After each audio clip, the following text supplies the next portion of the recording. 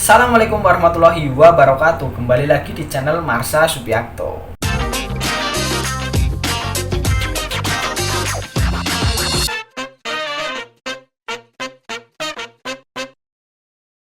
Kali ini kita akan kembali melanjutkan pembahasan yang kemarin, yaitu berkaitan dengan seleksi kompetensi bidang calon pegawai negeri sipil untuk formasi tenaga kesehatan, baik itu perawat, bidan, apoteker, analis, dan tenaga kesehatan lain.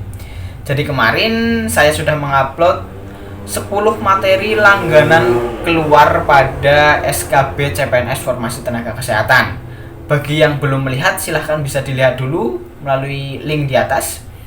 Dan kali ini kita juga akan kembali membagikan 10 materi yang menjadi langganan keluar pada SKB CPNS. Untuk itu, simak terus video ini sampai habis.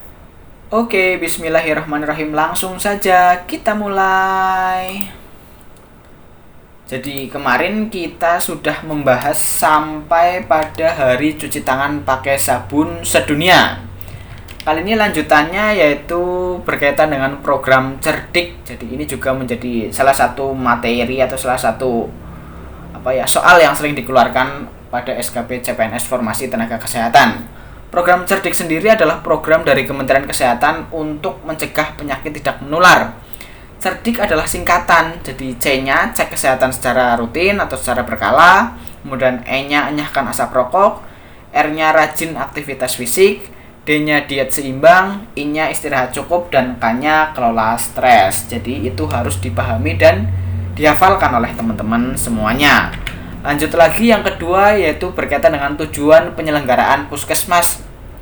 Hal tersebut tertuang dalam Peraturan Menteri Kesehatan Nomor 43 Tahun 2019 tentang Pusat Kesehatan Masyarakat Pasal 4. Puskesmas mempunyai tugas melaksanakan kebijakan kesehatan untuk mencapai tujuan pembangunan kesehatan di wilayah kerjanya.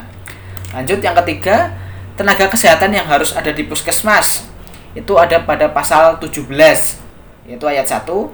Persyaratan ketenagaan sebagaimana dimaksud dalam pasal 10 ayat 4 meliputi dokter dan atau dokter layanan primer. Kemudian ayat 2. Selain dokter dan atau dokter layanan primer sebagaimana dimaksud pada ayat 1, puskesmas harus memiliki A. Dokter gigi, B. Tenaga kesehatan lainnya, dan C. Tenaga non-kesehatan. Ayat 3. Jenis tenaga kesehatan lainnya sebagaimana dimaksud pada ayat 2 huruf B paling sedikit terdiri atas perawat, bidan, tenaga promosi kesehatan dan ilmu perilaku, tenaga sanitasi lingkungan, nutrisionis, tenaga apoteker, dan atau tenaga teknis kefarmasian, dan ahli teknologi laboratorium medik.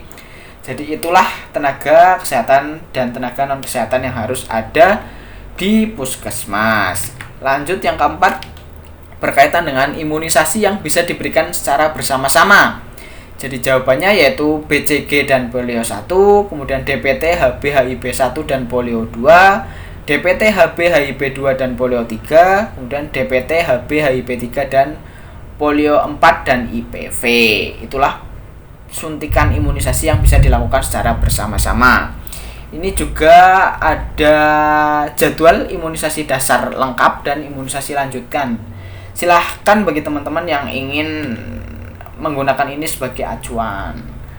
Kemudian lanjut lagi, yang kelima, cara pemberian imunisasi BCG atau Bacillus Guerin.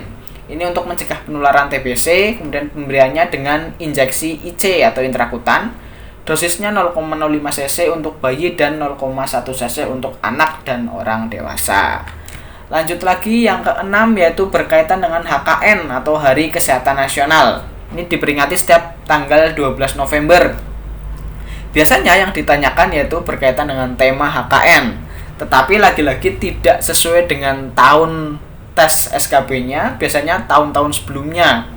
Jadi kita harus hafal tahun-tahun sebelumnya, tema HKN tahun sebelumnya. Misal tema HKN ke-54 tahun 2018, temanya Aku Cinta Sehat. Kemudian tema HKN ke-55 tahun 2019, temanya Generasi Sehat Indonesia Unggul. Dan tema HKN ke-56 tahun 2020 kemarin temanya Satukan Tekad Menuju Indonesia Sehat. Dan di tahun 2021 belum muncul tema karena masih 1 bulan ke depan. Lanjut lagi, yang ketujuh berkaitan dengan PHBS keluarga. PHBS di rumah tangga adalah upaya untuk memberdayakan anggota rumah tangga agar tahu, mau, dan mampu mempraktikkan perilaku hidup bersih dan sehat, serta berperan aktif dalam gerakan kesehatan di masyarakat. Ini adalah 10 perilaku hidup bersih dan sehat di rumah tangga. Yang pertama, lakukan persalinan di fasilitas kesehatan. Kemudian yang kedua, memberi bayi ASI eksklusif. Yang ketiga, menimbang balita setiap bulan. Yang keempat, makan buah dan sayur setiap hari. Yang kelima, melakukan aktivitas fisik setiap hari. Yang keenam, menggunakan air bersih. Yang ketujuh, mencuci tangan dengan air bersih dan sabun. Yang kedelapan, memberantas sarang nyamuk. Kemudian yang kesembilan, menggunakan jamban sehat. Dan yang terakhir, tidak merokok. Lanjut lagi yang kedelapan, yaitu berkaitan dengan promosi kesehatan. Tujuan media promosi kesehatan antara lain, media dapat mempermudah penyampaian informasi, media dapat menghindari kesalahan persepsi, dapat memperjelas informasi, media dapat mempermudah pengertian, mengurangi komunikasi yang verbalistik, dapat menampilkan objek yang tidak bisa ditangkap oleh mata, dan yang terakhir memperlancar komunikasi. Biasanya yang ditanyakan pada promkes ini adalah efektivitas medianya. Jadi misal pada melakukan promosi kesehatan di keluarga, medianya apa? Melakukan promosi kesehatan di balai desa, medianya apa? Itu media yang tepat digunakan untuk promosi kesehatan.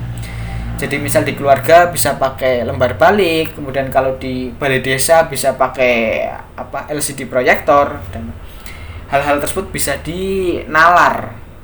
Kemudian lanjut lagi yang kesembilan berkaitan dengan program KB atau keluarga berencana. Ini biasanya yang ditanyakan berkaitan dengan jenis alat kontrasepsi, baik itu keunggulan dan kelemahan. Jadi ada implan, IUD, suntik, pil, kondom, vasektomi, tubektomi, dan mal. Silahkan bisa dipelajari sendiri. Lanjut yang terakhir, yaitu pencegahan primer penggunaan narkotika pada keluarga. Jadi pencegahan penggunaan narkotika pada keluarga itu ada 3, pencegahan primer, pencegahan sekunder, dan pencegahan tersier.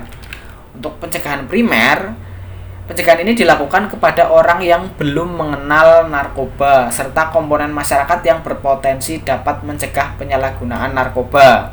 Kegiatan-kegiatan yang dilakukan dalam upaya pencegahan ini antara lain penyuluhan tentang bahaya narkoba, penerangan melalui berbagai media tentang bahaya narkoba, dan pendidikan tentang pengetahuan narkoba dan bahayanya. Untuk pencegahan sekunder dan pencegahan tersier, silahkan teman-teman bisa baca dan pelajari sendiri. Terima kasih, itulah tadi 10 materi yang menjadi langganan keluar pada SKB Formasi Tenaga Kesehatan. Besok kita lanjut lagi untuk materi-materi yang lain. Kurang lebihnya mohon maaf. Assalamualaikum warahmatullahi wabarakatuh.